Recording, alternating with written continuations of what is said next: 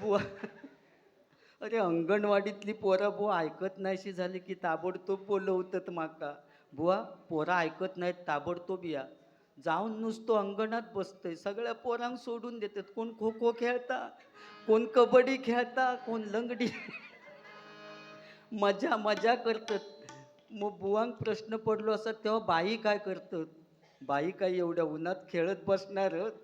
त्याच्यासाठी सावळी ठेवलेली आहे, खुर्ची घेऊन सावळे बसलेले असतात. अरे किती टाकल्याचं तुका सांगू बुवा मी. PhD केली तुम्ही सगळे माझ्या बुवा, सगळे बुवा माझ्या टाकल्यावर जातात. बाकी त्यांका काय विषयच नाही माका बोलण्याचो. त्यामुळे माका ह्या बोलूचा लागल्याने मी त्याचा अभ्यास करतो या टाकल्यावरनं. मी मेलय तरी आता माहिती आहेत ना, बुवांची स्मारका बांधतात.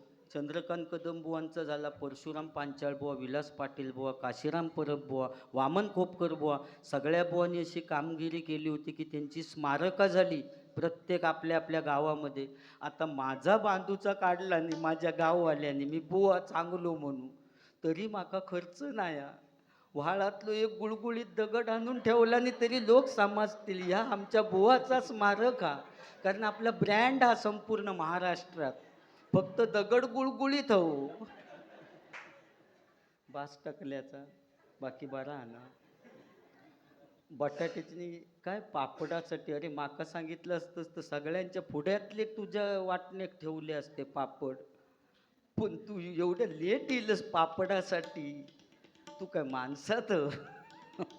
हसून दे, असं नाही बुवा.